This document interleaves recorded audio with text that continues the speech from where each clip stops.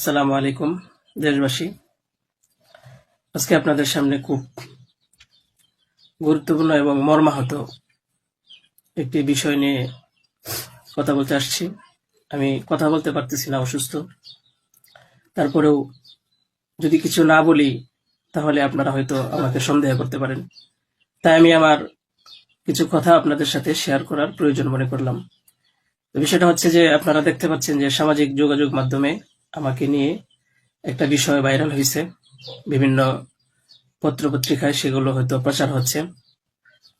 তো আমি আপনাদের বলবো যে এই বিষয়টার সাথে, যে বিষয়টা মেঘলা নামক একটা মেয়ে এবং আমার ছবি দিয়ে যে একটা অপপ্রচার করা হচ্ছে, অপবাদ রটানো হচ্ছে, এটার সাথে আমি কোনোভাবেই সম্পৃক্ত না। আমি এটার বিষয়ে কিছুই জানি না। আমি যদি বলি তাহলে বলবো যে এই মেয়েটা আমাদের এখানে পড়াশোনা করেছে, গত বছর পড়েছে এবং এর আগের বছরও পড়েছে। তো এর আগের বছর পুরনো বছর পড়াশোনা করার পরে সে আমাদের মাদ্রাসা থেকে চলে যায়। তো পরবর্তী বছর যখন মাদ্রাসা শুরু হলো তখন আমরা খোঁজ নিয়ে জানতে পারলাম যে কে কে আসে নাই। তো যারা যারা আসছে না তাদের মধ্যে সেও একজন ছিল, যে সে এখান থেকে চলে গেছে অন্য কোথাও। তো খবর নিয়ে জানতে পারলাম সে ঢাকা চলে গেছে, তারা বাবা মার সাথে থাকে। বাবা মা সৎ বাবা, এবং মা অন্য কোথাও আগে বিয়ে বসছিল।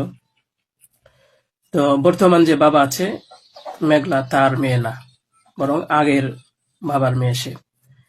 তো সে যখন ঢাকায় চলে গেল আমরা শুনলাম, তখন আমরা কিছু বলি নাই, ঠিক আছে, ঢাকায় তো পড়াশোনা বেশি হয়, তাহলে পড়ুক। আমরা আমাদের ক্লাস শুরু করে দিলাম। কিছুদিন যাওয়ার পরে দেখলাম আবার এই মেয়েটা আমাদের মাদ্রাসায় আসছে।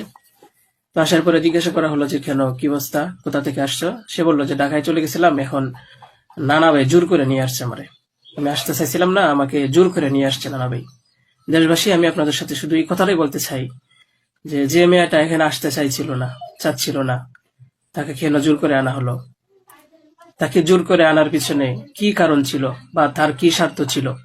পরবর্তীতে আমরা এটাও জানতে পারি যে এই মেয়েটা তার এই নানার সাথে রাতের বেলা ঘুমায়। সে নিজেই বলছে। কেন বলছে? যখন আমরা জিজ্ঞাসা করলাম যে তুমি হিজাব পরো না, অন্য মেয়েরা হিজাব পরে, তুমি বুরকা পরো না, অন্য মেয়েরা বুরকা পরে, কারণ তার চলাফেরা সম্পূর্ণ আলাদা ছিল। আপনারা চাইলে গ্রামে গিয়ে মাদ্রাসার ছাত্রছাত্রী যারা আছে তাদের সাথে কথা বলে দেখতে পারেন যে সে সম্পূর্ণ আলাদা ছিল। তার কোনো কিছুই আমাদের কমনের ভিতরে ছিল না, আমরা তাকে কন্ট্রোল করতে পারতেছিলাম না। তো সে এইভাবে কিছুদিন থাকার পরে আমরা ভাবলাম যে হয়তো তাকে আমরা রাখতে পারবো না, কারণ আমরা তাকে কন্ট্রোল করতে পারছি না। হয়তো মেয়েটা অন্য কোথাও গিয়ে যদি কন্ট্রোলে থাকতে পারে, পড়াশোনা করে, তাহলে এটা তার জন্য ভালো। তাই আমরা তার গার্জেনের কাছে বললাম, তার মাকে আমরা বুঝাইয়া বললাম। আমাদের উদ্দেশ্য এটাই ছিল যে তার মা যেন তাকে বুঝিয়ে বলে যায় যে হুজুরের কথা মেনে চলবা, মাদ্রাসার নিয়ম কানুন মেনে চলবা, এই কথাগুলো উনি বুঝিয়ে যাবেন। কিন্তু উনি কি করছেন যে ওনার মেয়েকে উনি বলছে যে না, আমি এখানে রাখবো না, নিয়ে চলে যাব। তো আমাদের এখান থেকে প্রায় 5-6 মাস আগে আমাদের মাদ্রাসা থেকে নিয়ে চলে গেছে। হয়তো পরবর্তীতে খবর নিয়ে জানতে পারলাম সিলেটে যেখানে উনি থাকে সেখানে নিয়ে গেছে। তো নিয়ে যাওয়ার পরে এখন কিছুদিন আগে আবার আসছে, এসে বলতেছে যে এই দুর্ঘটনা, যে খুব বড় সমস্যা। যে কথাটা শোনার পরে আমার মতো একজন সাধারণ মানুষ, আমি আর সহ্য করতে পারছি না, আমি আর নিজেকে ঠিক রাখতে পারি নাই। আমি একেবারে অসুস্থ হয়ে পড়ছি। কারণ আপনারা হয়তো জানেন যে অনেকেই, আমার ফ্যামিলি আছে, আমার বাচ্চা আছে, আমার বিবি সাহেব আছে, আমার আত্মীয় স্বজন আছে। আপনারা বলুন তো, আমার নামে যে বিষয়টা প্রচার হচ্ছে, এটা আমার ফ্যামিলির লোকেরা দেখে আমাকে কি বলছে, কি ভাবছে? আপনারা সঠিক তদন্ত করুন। আমি কখনোই দেশের আইনের প্রতি অবাধ্য না, আমি শ্রদ্ধাশীল।